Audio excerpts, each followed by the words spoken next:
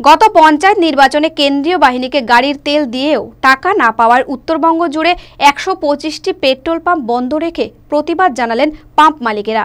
এই দৃশ্য ধরা পড়ল পুরাতন মালদার বিভিন্ন পেট্রোল পাম্পে। মালদা জেলা পেট্রোল পাম্প সংগঠনের সভাপতি উজ্জ্বল সাহা জানান, কেন্দ্রীয় বাহিনীর গাড়ির তেল বাবদ ১৯.৫ লক্ষ টাকা বকেয়া পড়ে রয়েছে।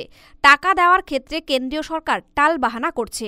তাই বাধ্য হয়ে উত্তরবঙ্গের ১২৫টি পেট্রোল পাম্প বন্ধ রেখে তাদের দাবি তুলে ধরা হয়েছে।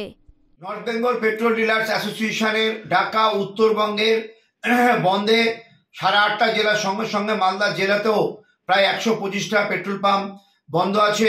মূলত গত ইলেকশনে কেন্দ্রীয় সরকারের পক্ষ থেকে যে সেন্ট্রাল ফোর্স এসেছিল, তারা উত্তরবঙ্গের প্রায় ১৯.৫ কোটি টাকার তেল তারা যে খরচা করেছিল, সেই ১৯.৫ কোটি টাকার পেমেন্ট তারা এখন অবধি বিল পরিশোধ করেনি। এরই প্রটেস্ট হিসাবে আজকে সমস্ত পেট্রোল পাম্প মালিকরা উত্তরবঙ্গে পেট্রোল পাম্প তারা বন্ধ রেখেছে।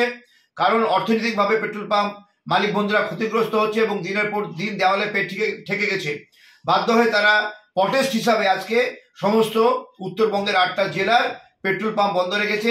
সেই সঙ্গে কেন্দ্রীয় সরকারের পেট্রোলিয়াম মিনিস্ট্রি বিভিন্ন মুড়িমুড়কির মতো পেট্রোল পাম্পের লাইসেন্স দিচ্ছে, অথচ দিনের পর দিন লাইসেন্স খরচ বেড়ে যাচ্ছে, রেকারিং খরচ বাড়ছে, ব্যাংক ইনভেস্টমেন্ট বাড়ছে, ইন্টারেস্ট বাড়ছে, কিন্তু পেট্রোল পাম্প মালিকরা সার্ভাইভ করতে পারছে না। অনেক পেট্রোল পাম্প বাধ্য হয়ে বন্ধ হয়ে গেছে। এরই প্রতিবাদে আজকে উত্তরবঙ্গ ব্যাপী সারা ৮টা জেলাতে পেট্রোল পাম্পগুলো বন্ধ আছে। মালদা টুডে।